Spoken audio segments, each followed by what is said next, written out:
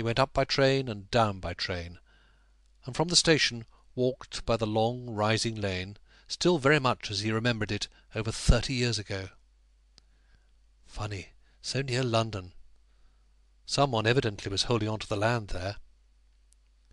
This speculation soothed him, moving between the high hedges slowly, so as not to get overheated, though the day was chill enough.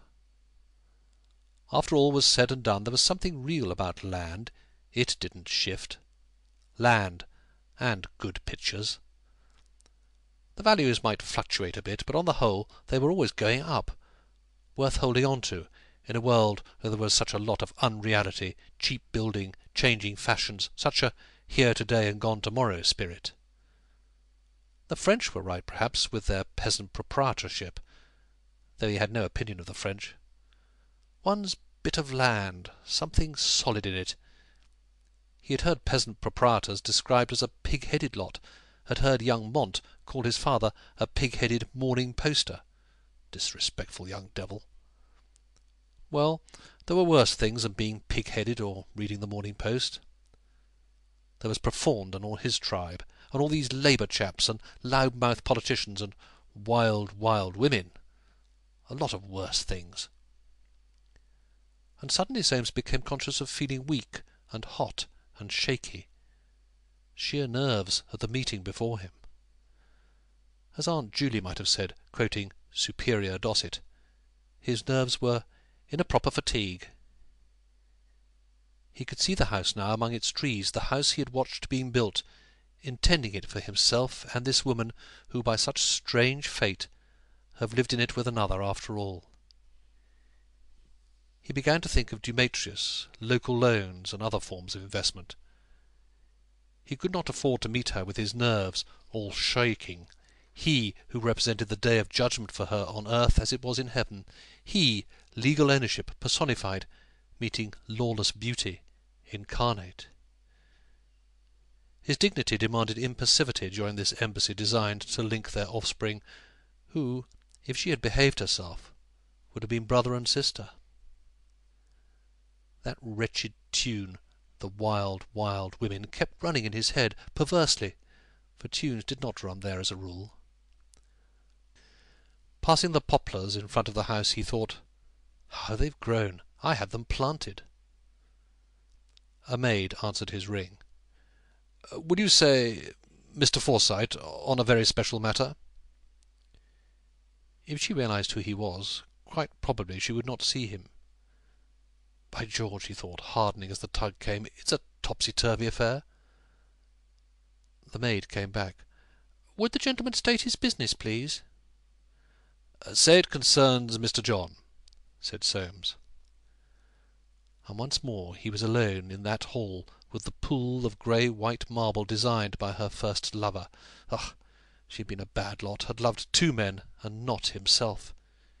He must remember that when he came face to face with her once more. And suddenly he saw her in the opening chink between the long, heavy purple curtains, swaying as if in hesitation. The old perfect poise and line, the old startled dark-eyed gravity, the old calm defensive voice. "Will you come in, please?" He passed through that opening. As in the picture gallery and the confectioner's shop, she seemed to him still beautiful. And this was the first time, the very first, since he married her 37 years ago, that he was speaking to her without the legal right to call her his. She was not wearing black, one of that fellow's radical notions, he supposed.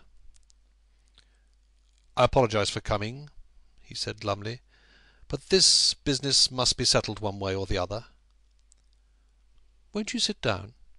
"No, thank you." Anger at his false position, impatience of ceremony between them, mastered him, and words came tumbling out. "It's an infernal mischance. I've done my best to discourage it. I consider my daughter crazy, but I've got into the habit of indulging her. That's why I'm here. I suppose you're fond of your son?" "Devotedly." "Well, it rests with him." He had a sense of being met and baffled, Always, always she had baffled him, even in those old first married days.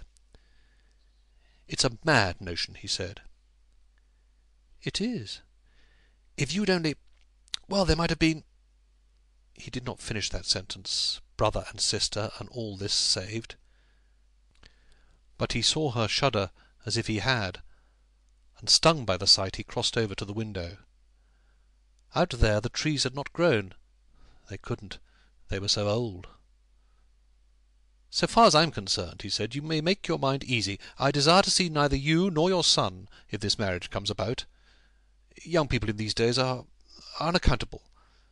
But I can't bear to see my daughter unhappy. What am I to say to her when I go back?"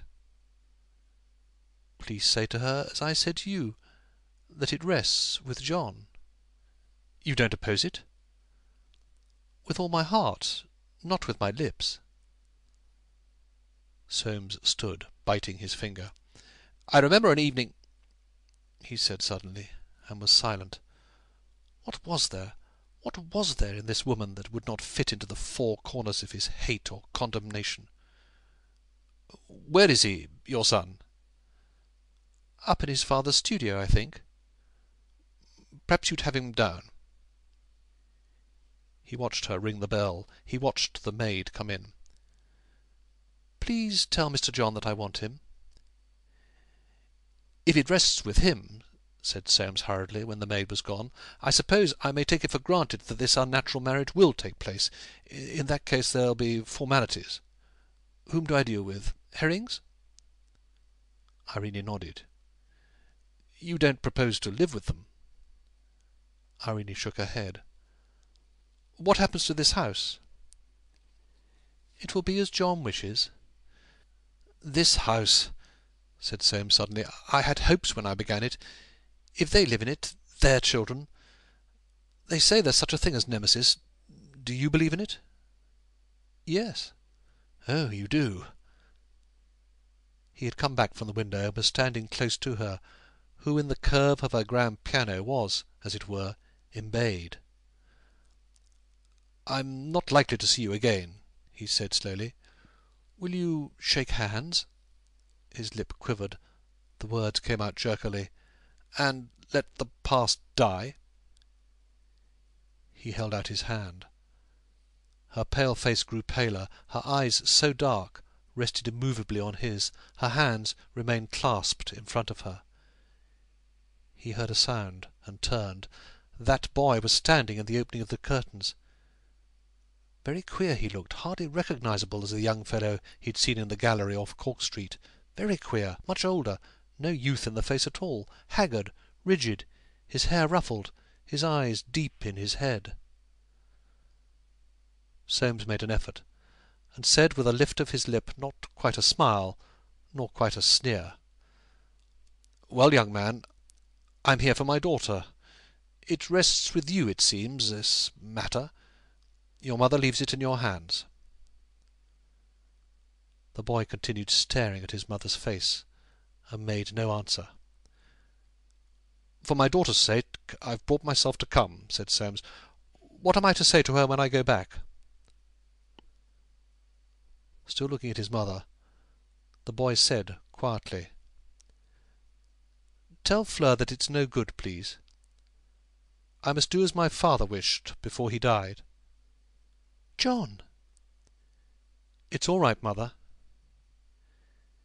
In a kind of stupefaction Soames looked from one to the other. Then, taking up hat and umbrella which he had put down on a chair, he walked towards the curtains. The boy stood aside for him to go by. He passed through and heard the grate of the rings as the curtains were drawn behind him. The sound liberated something in his chest. "So that's that," he thought, and passed out of the front door. End of Part 3, Chapter 7. Recording by Simon Evers.